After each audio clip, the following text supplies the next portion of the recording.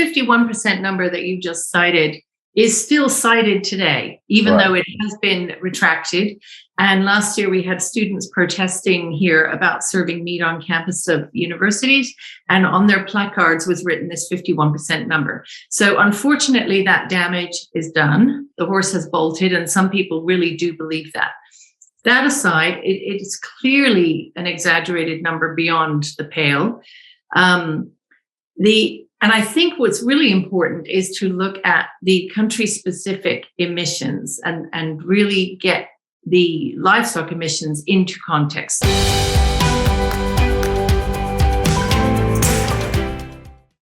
I'm out of breath because we've got Jayne Buxton in the room today. Actually, I did not just hopped off the rowing machine, so I'm a little winded. But anyway, I'm excited to chat with Jayne Buxton. She is the author of the new book, The Plant-Based Con, or the Great Plant-Based Con. He'll fill me on the correct title. But Jayne, how are you? Thank you for being here, by the way. Well, welcome. Thank you. It's been a while since I've talked to you. I know you interviewed me, I think about a year or so ago, something like that. I can't remember. And had a wonderful, wonderful book, by the way. I definitely want to get into that and talk about that. But before we do that, if you don't mind, would you just kind of tell us a little bit about your background? I know you've been writing a lot of stuff over the years, but can you just kind of fill us in on who you are? Sure. So Jayne Buxton, you know my name. I am an author. I've been an author for the past 20 years, written nonfiction and fiction, both short and long form. And previous to that, I was in business. So, and I was working as a management consultant in quite an analytically based job. So that stood me in good stead for all the research that I then started to do in my writing when I started nonfiction. So the first book that I wrote, the first piece of nonfiction that I wrote, was looking at another kind of contentious debate back in the day when people used to debate whether it was right or not for women to go out to work if they had children. So believe it or not, we've come a very long way. So that debate is no longer being had, but it was a big debate at one time. So taking on this debate about diet, health, the environment, has been kind of revisiting for me that whole need to dissect a debate, to unearth the myths, and to counter misinformation. Yeah. So, and speaking of nonfiction, so I would say many of these pro-plant-based books may fall into the category of fiction, I suppose. Some of them do.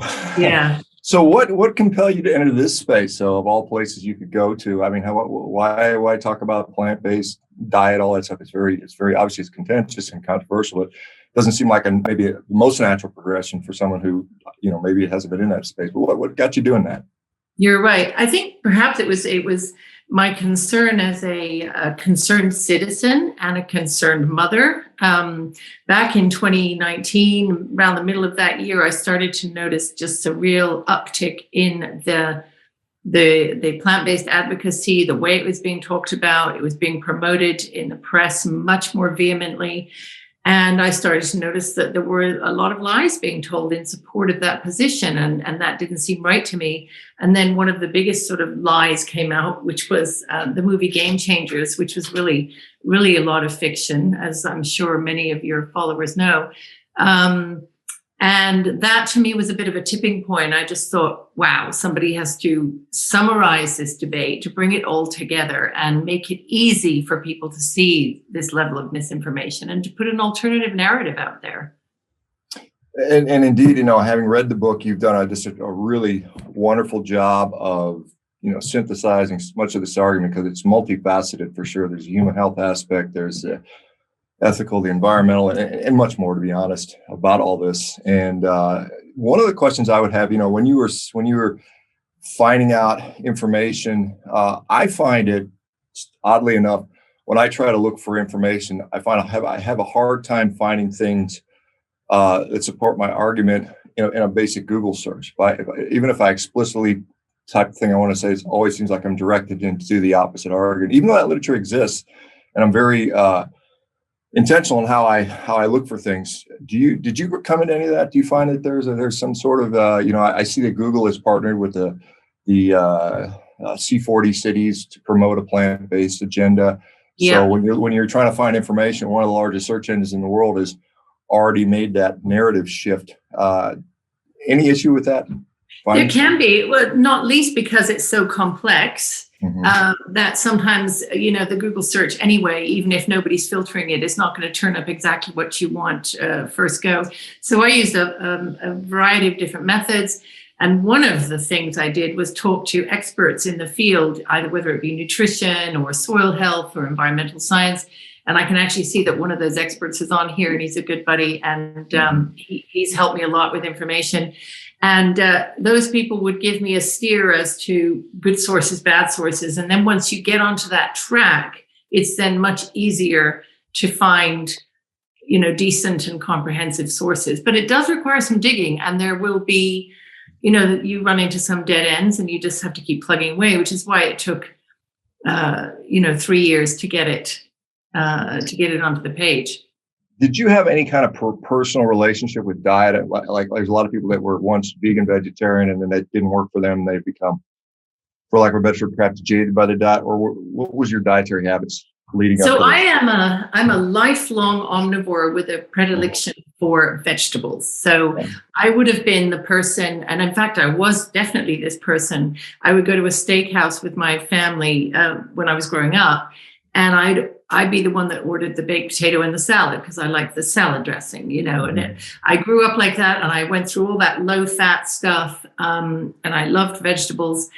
And then later and this was just previous really to me becoming interested in writing this book, a couple of years previous to that, I started to read a lot more about nutrition, and that started me looking at eating more meat and including that for the benefits that it was going to provide to me.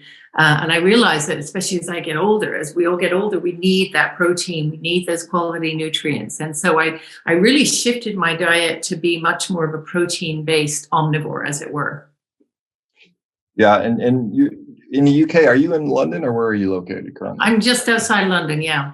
Okay, so your mayor, Sadiq Khan, is the chairman of the C40 cities and has pledged to sort of push you into the green revolution one way or the other. And part of that includes, of course, going to a more or less plant-based diet. And is there any concern of yours for that? What would be the concerns of yours, knowing what you know, with making that shift, particularly on the dietary front? Yeah, my primary concern is for children and young people and young women in particular.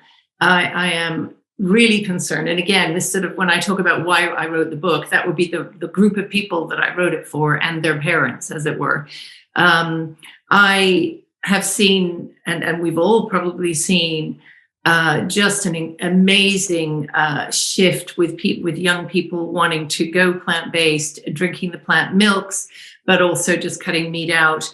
And young people recount stories to me all the time about how they're ashamed to order proper milk, or proper dairy milk in coffee shops, or they're ashamed to order meat when they're out for dinner with a group of half a dozen people of their age. So this is becoming almost an epidemic of wokeism and virtue signaling. But these people have been unfortunately led astray, and they've been taught that they've been persuaded that actually it's okay and that it's equally nutritious, where we know the opposite is true. We know that there are severe nutritional deficiencies in a plants-only diet.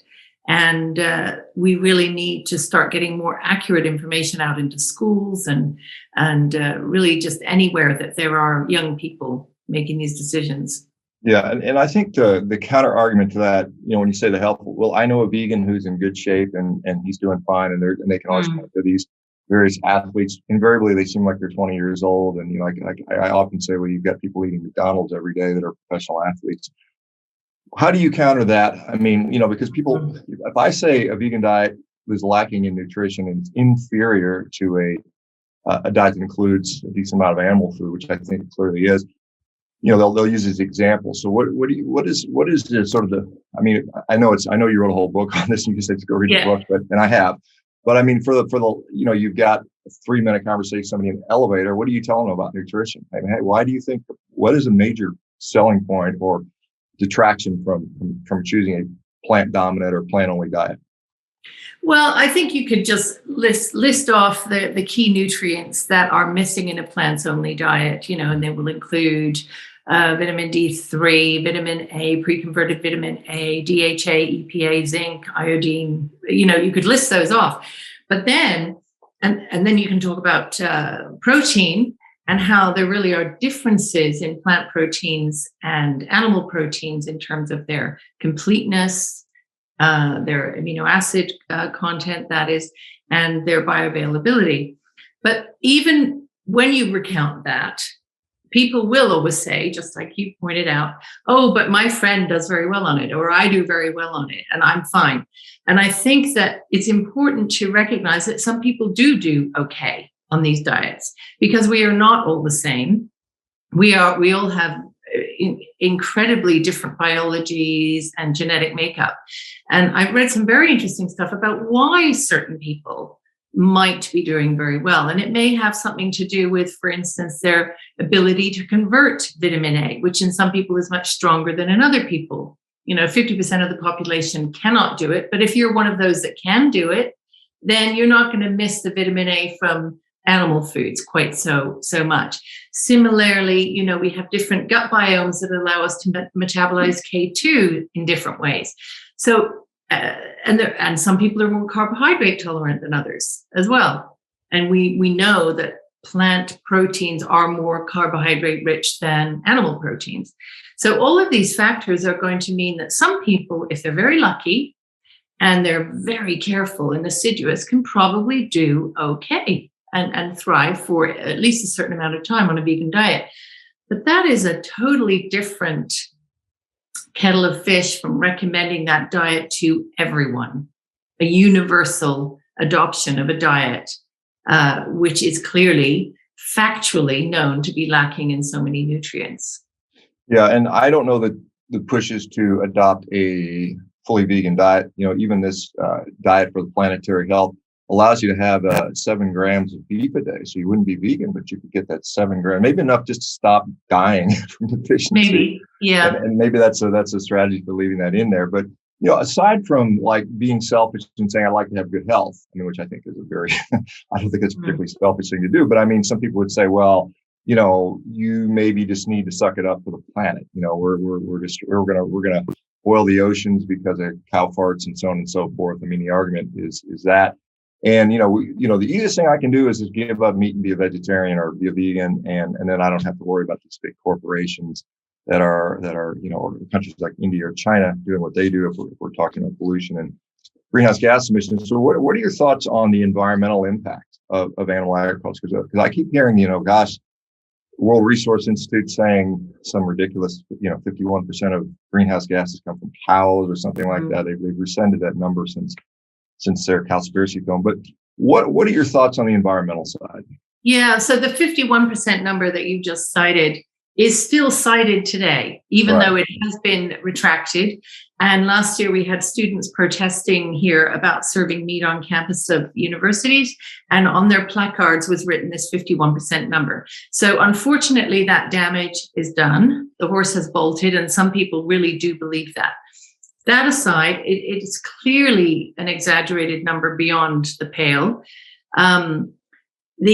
And I think what's really important is to look at the country-specific emissions and really get the livestock emissions into context. So in the United States and in the UK as well, where I live, the emissions from livestock are between 4 and 7%. So here they're about 7%. In the US, they're less. Now you compare that with transport at 25%, energy at 24%, commercial and residential at about 35% combined. And clearly, just on the basis of those numbers alone, you can see that if you give up meat and we get rid of the livestock, you're not going to move the needle on emissions. It's not going to make a dent in a realistic way. So that would be the number one point. I think that thinking that it's going to move the needle is distracting us from having to face these very, very difficult decisions about how we stop the use of fossil fuels. which is incumbent on us, and it's incumbent on companies that produce them. So there's that, and I think there's research that's been done here at University of Oxford by a professor called Miles Allen, and I think you may have interviewed him at some point on your show. And he's very clear on this, that the real culprit is fossil fuel use. And he has gone on record saying that if we don't address that, pretty much nothing else matters. Right? That's a pretty strong statement. Yeah, I've heard, and Michael Mann, who is, I guess, he's famous for the proponent of the hockey stick, and he's also gone on record saying, animals really aren't the issue. It's not the issue. We have to do it.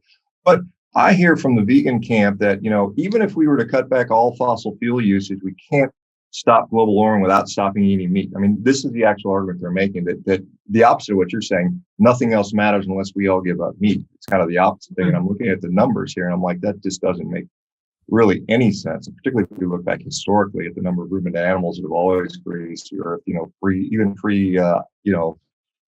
pre-last ice age. I mean, we had, in some cases, an order of magnitude more, depending on which how far back you go. And so that seems to be, and why is it so hard?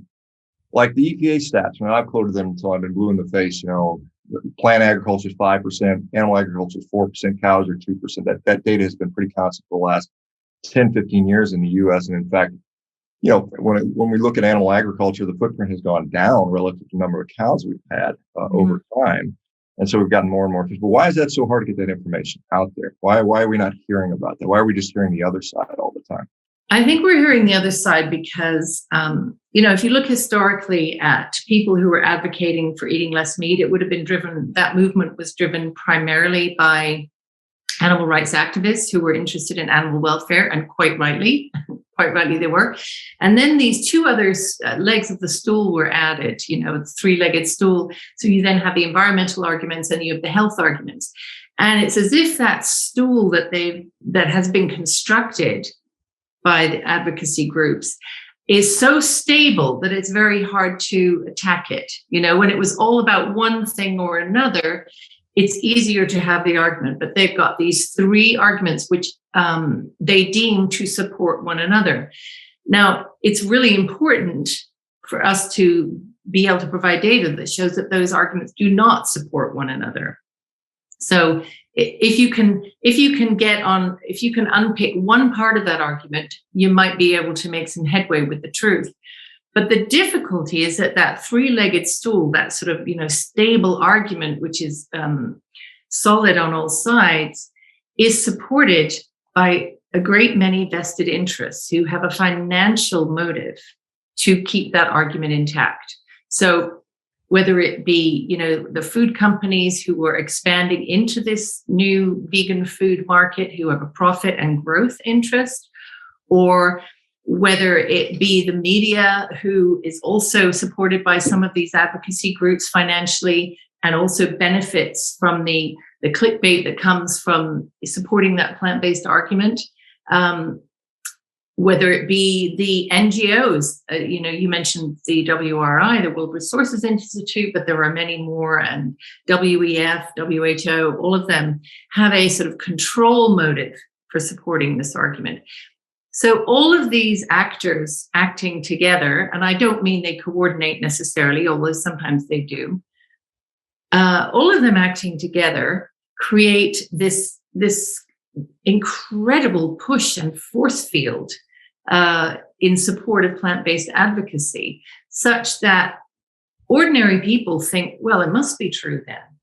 In fact, it was said to me, by many people in Amazon reviews of my book and on Twitter, how can you possibly go against the global consensus on this issue? And so that consensus has had a strangulating effect. And, we should remember that the root word of consensus is con. We need to be always alert to that, right?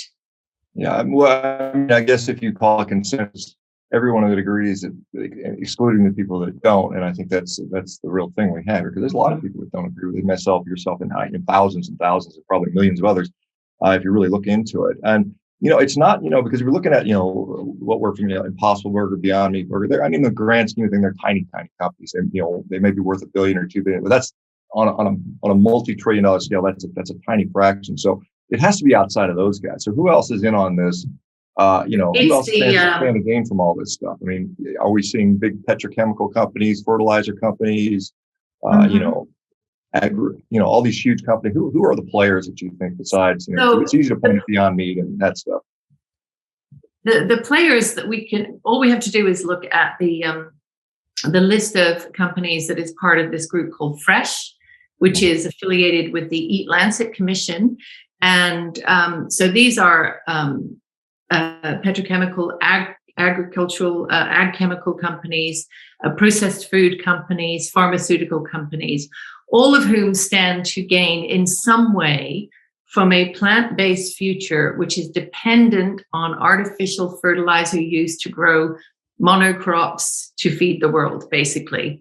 And all of whom have something to lose if we were to go down the regenerative agriculture route of no inputs, no artificial inputs, going back to natural ways of raising cattle and raising crops, etc. So you don't have to look any further. And somebody said to me the other day, we talk about the meat lobby being strong, but the not meat lobby is bigger. The not meat lobby incorporates a whole bunch of industries which all have something to gain from this new future. And people have a hard time seeing that, but it's absolutely true. Yeah, I mean, when I look at the U.S. diet, for instance, and we are considered to heavily eat meats, and I mean, particularly when we look at like cattle, overall from a caloric standpoint or the food volume standpoint, only 7-8% of our diet is actually coming from meat. The largest animal source is probably dairy, but then 70% of the rest of the food is coming from plants, and most of it is processed garbage, refined grains, sugar, seed oils, and so on and so forth. And so just on a volume basis, yes, clearly there's people eating more not meat food. And you mentioned, like these people part of the Fresh Alliance, or what do they call themselves? Pharmaceutical companies. Why would pharmaceutical companies, be interested in this? Because obviously we know eating meat is the root of all evil and it makes us sick. And so why would they stand to benefit? Well, my view is that the pharma interest in this is maintained by maintaining the widespread view that high LDL cholesterol is bad for us. And high LDL cholesterol is obviously they need us to fear that, because then we'll be very receptive to the idea that we all need to take a statin drug at some point in our lives, maybe even when we're children, because this is increasingly being promoted as a preventative medicine to lower LDL. And why an LDL, of course, they need to, why does LDL go up? Apparently, because of the saturated fat in animal foods. So whenever you hear a pharma rep talking, or somebody from that industry talking about disease or LDL, there's always a leaning towards plant-based, because that supports their theory and their marketing angle on LDL and statin use. If we all went plant-based and our LDL dropped naturally, then it would be less use for statins. Is that not a fair counter to that? That is a very fair point. Yeah. Yeah. And so, and I'll just, my thought on this is, there's saturated fat has been linked and associated with increases in LDL cholesterol, and more importantly, probably the ApoB particles. But then there's also the side of the equation on the vascular side. Well, what promotes vascular stickiness with protein glycan? Yeah, sorry, I think I might have I jumped the gun there, because I think you said if we went plant-based, our LDL would drop. Did you say that? I did, yes. You did say that, sorry. And that may be the case, but that doesn't necessarily mean that it's linked to that the drop in LDL would help actual heart health, right, and reduce cardiovascular events and mortality. And in fact, there's much evidence to prove that that would not do that.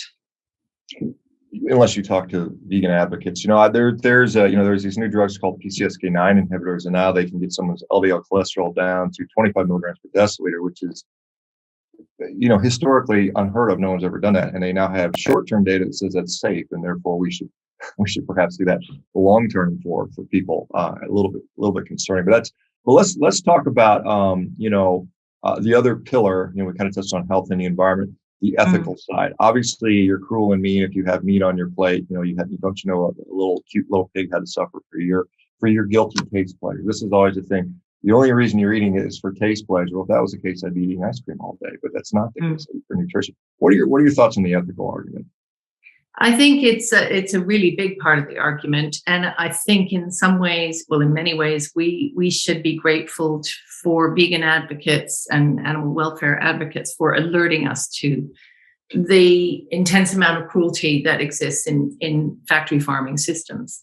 And we do need to be cognizant of that. And I think that even though I'm a big supporter of keeping meat in the diet and regenerative farming systems being the way forward, and they need animals to operate, I'm also very much not in favor of factory farming systems.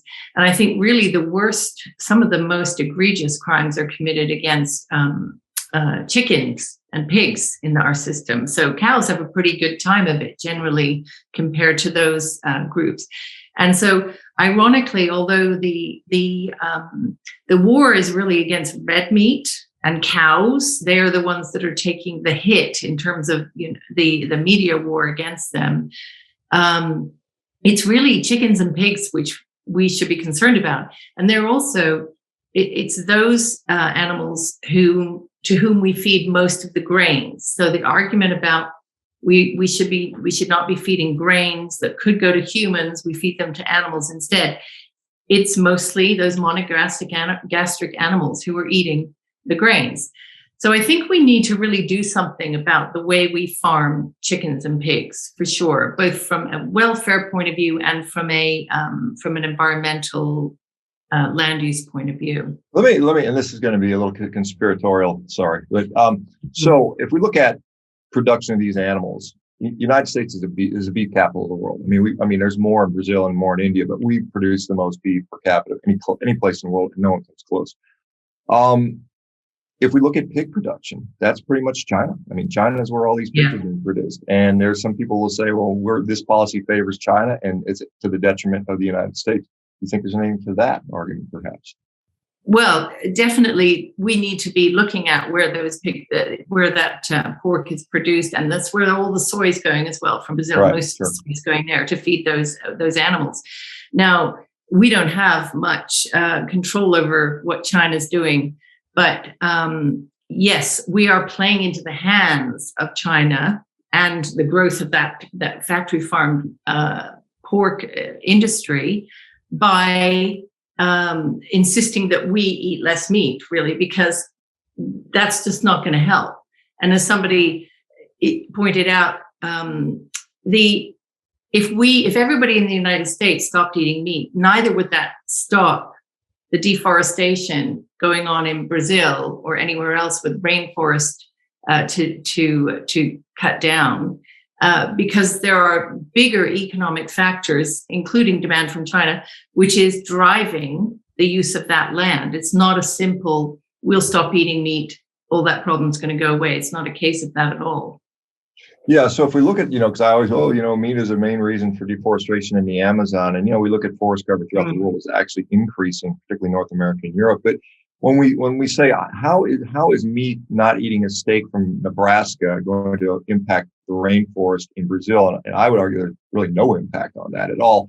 Yeah. And what you said is, the reason these, I know it's very complicated. I know some of the sugar farming in the Cerrado is now transferred to the Amazon, they kick the cows out of there. And so now they have to graze somewhere else, and they still cut down. Timber is a big industry. They cut down these trees because they need the timber to build. And then they plant soy in there for soybean oil. 100% of soy goes to soybean oil or biofuels, and it's eaten and consumed by humans. Then the soy meal is fed to the pigs in China largely. So as far as that dynamic is concerned, so when you say if I give up meat in the United States and we all went vegan, there would still be deforestation in the Amazon, you think? Yes, there would. It would be driven by some other economic factor and other markets. And in fact, something like that debate has been taking place over here regarding Ireland, because Ireland has quite high emissions relative to the rest of the UK from livestock. And it is proposed to do a big cull of the cows in Ireland. I'm sure you've heard about this. Yeah. And a couple of scientists, including Miles Allen and Frank Mitloehner last week, were arguing that if you implement a cull, that is going to do absolutely nothing but harm on the emissions front. Because what's going to happen is, if you haven't addressed the other factors that drive demand for meat and the need for meat, that meat that Ireland was providing is just going to be sourced from somewhere else. And it's going to be sourced from a place probably with a worse environmental record in terms of feeding grains to cattle and animals and clearing rainforests. So if you just address one lever without thinking about the others, I think that's a really dangerous policy. Well, I mean, and the problem to that is, and they say, what if they address the other levers and say, well, we're just going to tax the hell out of it, so you can't afford it, or regulate it so much that you can't eat it, and that may be their solution. And they may well do that, yeah. And that's what I see in the that if you read through the C40 cities, some of the documentation in there, they talk about they it's kind of interesting. They put processed food, sugar, fat, and meat all in the same categories as if they're equally destructive foodstuffs, and they talk about taxation, regulation, municipal-wide, basically bans, or you could have, maybe if you're a grocery and they say, well, if you sell meat, you're going to have to hike up the taxes by 50%. If you're a restaurant, 50% surcharge, on and on. So it's very conceivable how they could do that. Now, are you seeing? So, how has your book been received? I'm sure you have your critics. I had mine for sure, but I mean, has it generally been positive? I mean, because I'm this kind of crazy, nutty, in your face, aggressive, F you type of stuff. And you're clearly not that. I mean that in a very nice way. But I mean, so maybe you're perceived as someone who's more serious than I might be, although I'm dead serious. How have you been received with regard to the book so far? Well, I wish I had some of your confidence, but Shawn, how have I been received? Generally, very well. So in this country and in America, generally positivity, generally a receptivity to somebody at last having this discussion. People have literally written and said, thank God somebody's finally saying this. We've been wanting to talk about this forever. Farmers have said that, nutritionists have said that. And then I've had some very good support from some mainstream TV over here, people that I didn't really anticipate that from. The normal good morning television shows who have a pretty middle of the road audience have had me on to talk about the book. But then there's a sort of 10% element on Twitter, on Amazon, whatever, that really trash the idea of the book and trash the book itself and go for me as an individual and try and discredit me and discredit my arguments, certainly, and tell lies about me. So there is that, but I'm finding that is the minority, and I'm able to sort of ride over that, thankfully, with the support of some of the scientists that I have worked with me and who have supported this work. So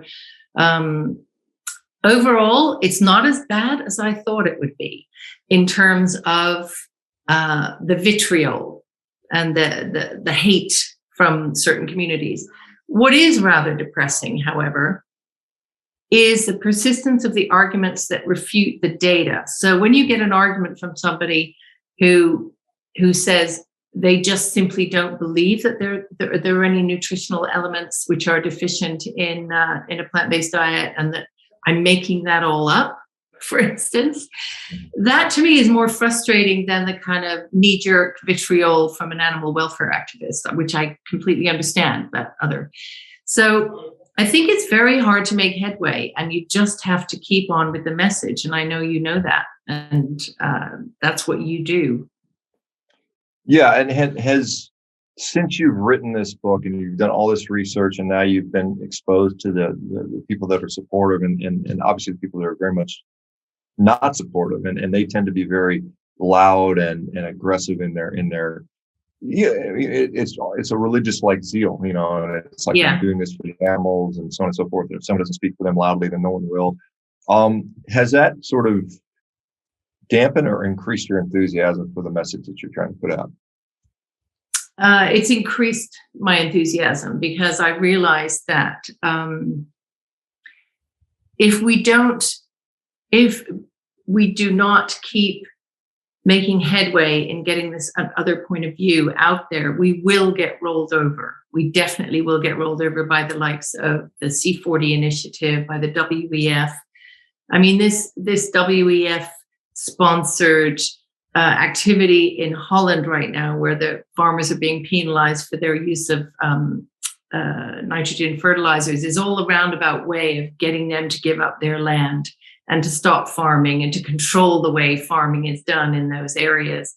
And so we can see this all around us. And I think we need to keep on with this grassroots movement.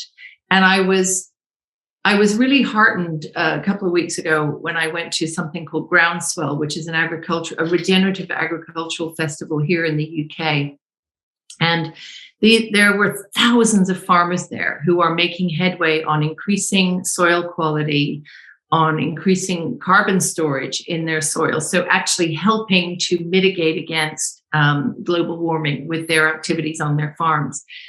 But their activities, their farming methods are almost running in a complete parallel universe to our government policy. So it's almost as if we've got two sets of farming going on, the one that the government's talking about and the one that's actually going on with these people on the ground. And they may not meet for some time and the government may not be persuaded for some time, but you have to have faith in those farmers on the ground and what they're doing, I think, and give them the support. As far as the regenerative agricultural side, and I certainly am very supportive of that. I think there's some very innovative things we can do to restore soil health, and Stephen's in here and he talks about that quite a bit. He'll say, well, removing nitrogen fertilizer is not that bad of an idea in the general term, but doing it very rapidly in the short term is not. That's what happened in Sri Lanka. Basically, it's get away from synthetic fertilizer, go to organic, and they collapsed because they just didn't have the infrastructure to do that or the training to do that yet. But even if let's just say, I'm almost skeptical. Let's just say you can convince 50% of the farmers in the United States to farm regeneratively, which would be a huge win in my view. That would be a big step. It would, there's if you listen to guys like Alan Williams, he said you could offset all carbon emissions of everything, even transportation, just by doing that. And if we did that, and I see no reason why we couldn't, honestly. Do you think they would still stop with that? Do you think the powers that be said that's not enough? We don't even care. We're not. It's not really about the environment. It's about taking land. It's about centralizing food. It's patenting food. It's like we're gonna control everything. Is it really this evil James Bond villain sitting at the WEF and wanting generational power and wealth for centuries and centuries? Is that there's some of that going on? And what are your thoughts? I think that there is some element of, I wouldn't call them evil James Bond. I think it's much more subtle than that and hiding in plain sight too. Yeah. So what the WEF leader talks about is how he recruits leaders of different governments, including Justin Trudeau of Canada and, the Dutch Prime Minister and many others. So he's hiding in plain sight, right? He's just talking about this. So it's not a conspiracy theory to think this. It is actually happening because that's the way they want it to happen. Now, would that stop if we were able to do what Alan Williams suggests and convert completely to regenerative farming and start to draw down the carbon in vast quantities? I don't know is the answer. I don't know the answer to that question. I think they would try maybe another angle because there is that inclination amongst these technocrats, centralist technocrats. There is an inclination to control things at the center. So, but that's not a reason. Just because they would keep doing that doesn't mean we should give up. I think that it would be such an important and huge win if we could convert a significant number of our farms around the world to this regenerative practice. And it really, for me, is our only hope, literally our only hope in terms of mitigating global warming. Yeah, and you would be in, the camp of guys like Alan Savory and others that think that is, and again, that's controversial. Some people don't believe that. If you look at like the IPCC, the Intergovernmental Panel on Climate Control, they they are kind of almost steering more to the intensive agriculture because, less land, less water, less land basically.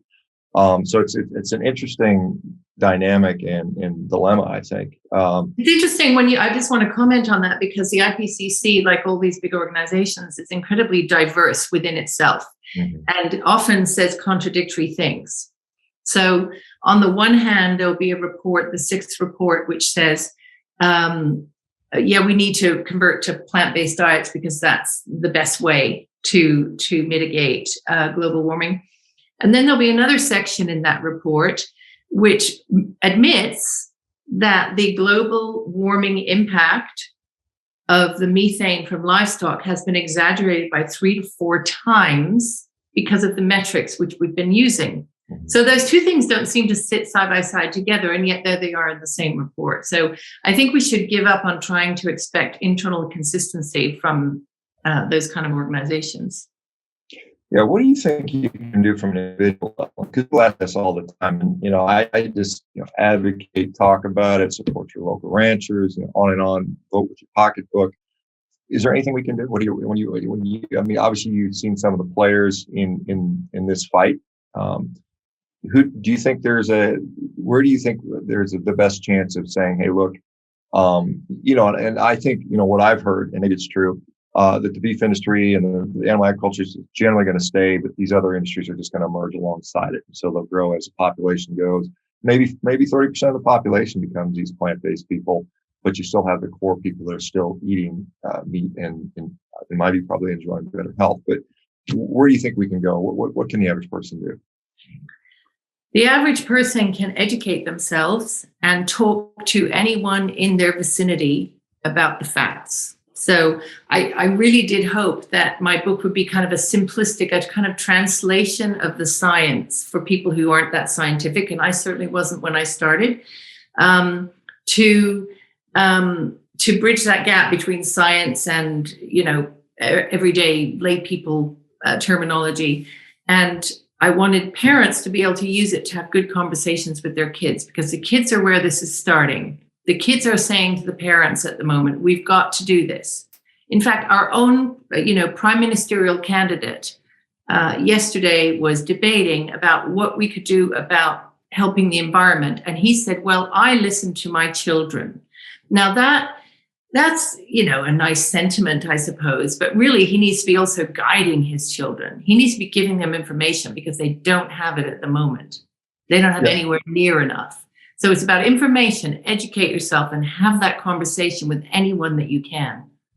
Yeah, if I listen to my kids on how to eat, I'd be eating nothing but candy and cookies all day long. It's kind of like, and where are they getting their information? And this is the other thing that's very, very disturbing is if you look at some of the curriculum in some of these schools with very young children, they're being taught from age 5, 6, 7, 8 that hey, eating animals is bad for the environment. It makes you unhealthy. I mean, this is what the messaging they're getting on an everyday basis. And you mentioned, young kids going out to a restaurant together and being guilted into not ordering nutrition, effectively. Yeah. So is there any hope for reversing this in schools? I mean, a lot of people say, I'm going to take my kids out and homeschool them, but I don't know that necessarily that's going to solve the societal problem. No, well, I am working with a couple of organizations who are right now developing programs to go into schools in this country. And I'm sure there are others working on that in the US too, to go into schools and educate kids more about nutrition and farming and the positive role that some types of farming can make to the environment. So I think it's these grassroots educational efforts that will make the difference. And if we can catch that next generation when they're very young and educate them about this, we might stand a chance.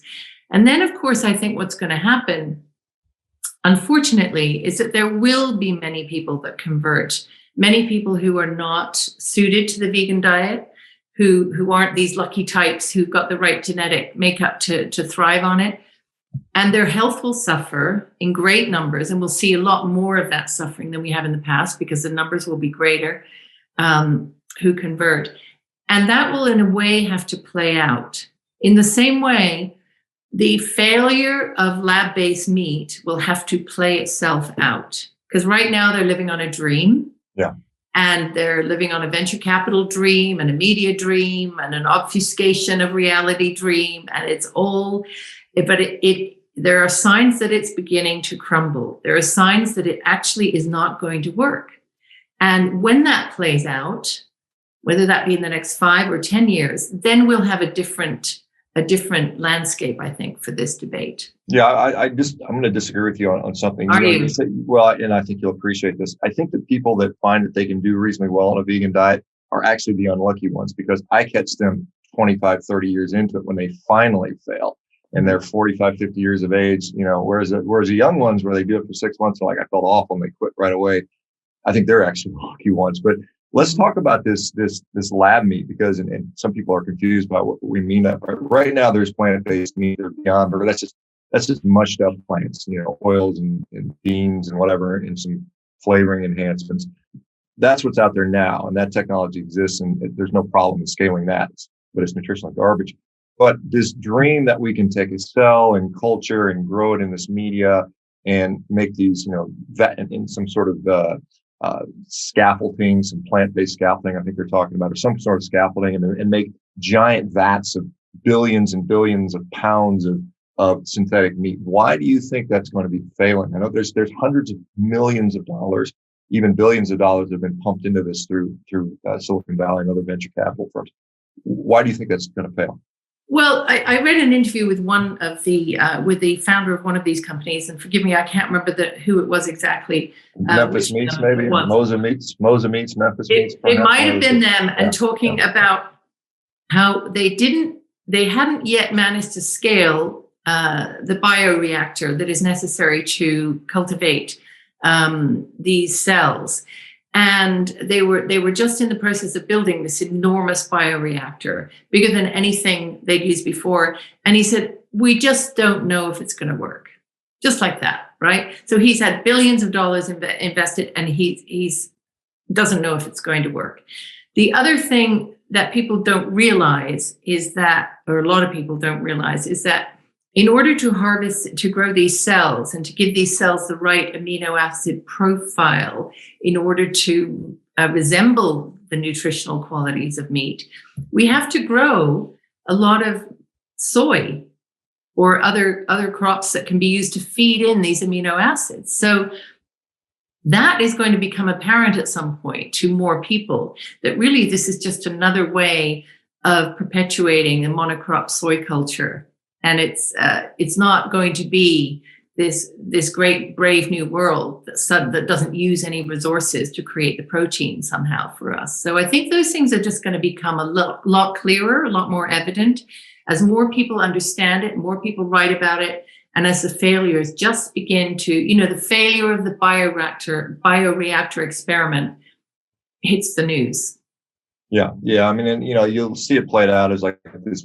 I can see the marketing for it. You've got this sunshine going over this pristine crop, and then you have this pristine lab, where the meat comes out and no cows are harmed. But in the reality is, that monocrop is littered with billions of corpses of animals that have been killed through pesticides, and then you've got these. One of the things I was reading about is to go from petri dish to $50 million bioreactor is going to require all these individual stepped up bioreactors of different size. And somebody said you need something like 150, 160 steps of doing that. And every single step means taking out of a sterile environment and moving it. And the risk for contamination is super high.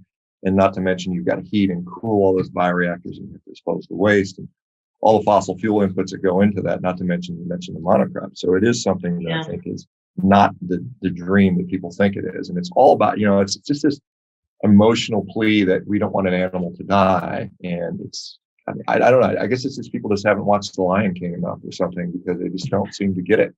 That is part of it. Well, a lot of people are very surprised. A lot of people that I speak to are very surprised when I say that animals die for their plant foods. It's just never occurred to them before.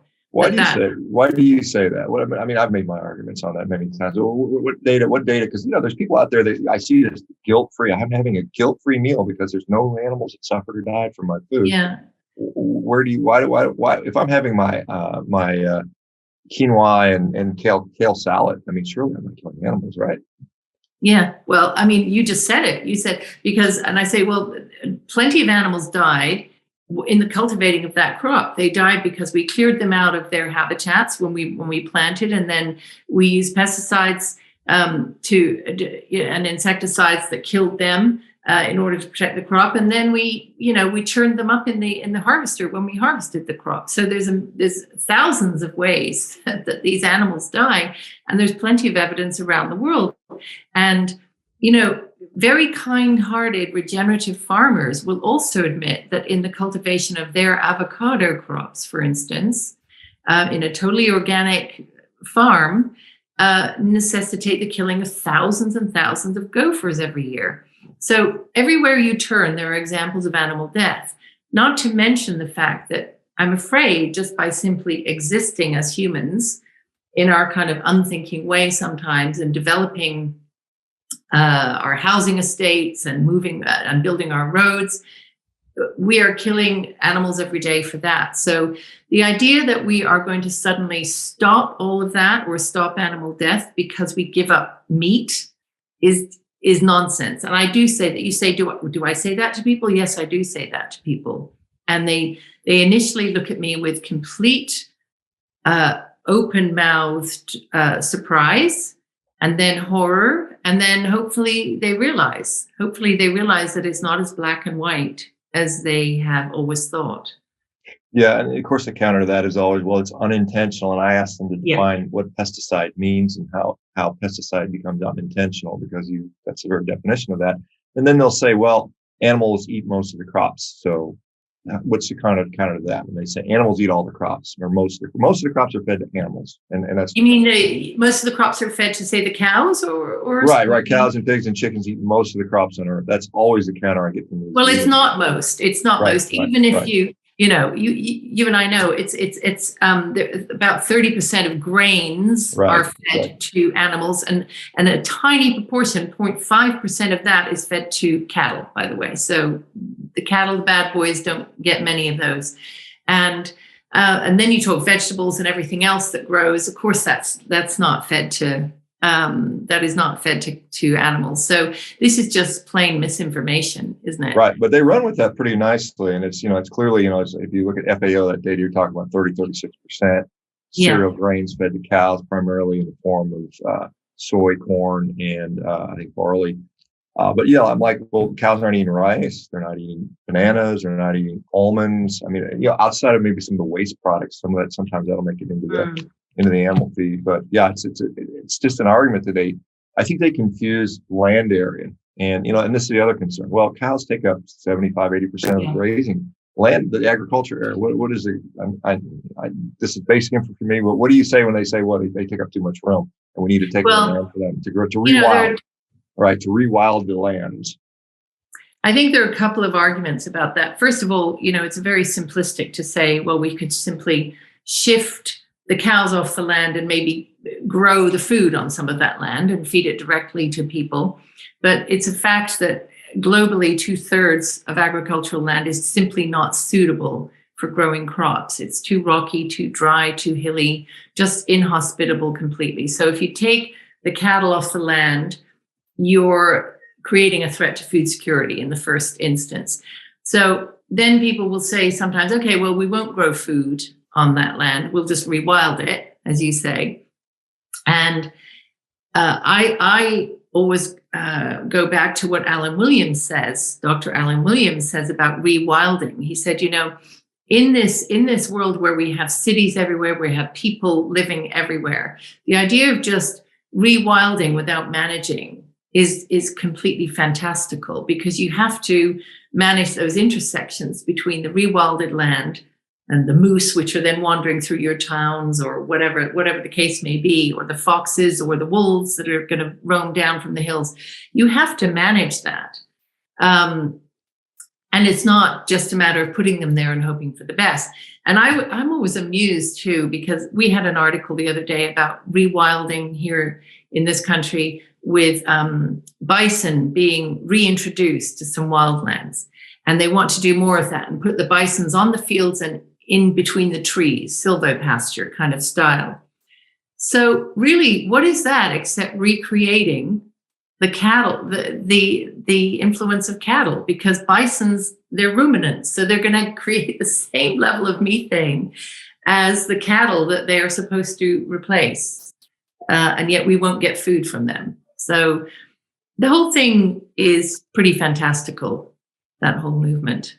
Yeah, I agree. I guess they could argue, well, I could put a bioreactor out on the cropped, rocky outcrop or something like that, perhaps. I don't know. There's always an answer. You're right. There's always an answer, isn't there? Yeah, exactly.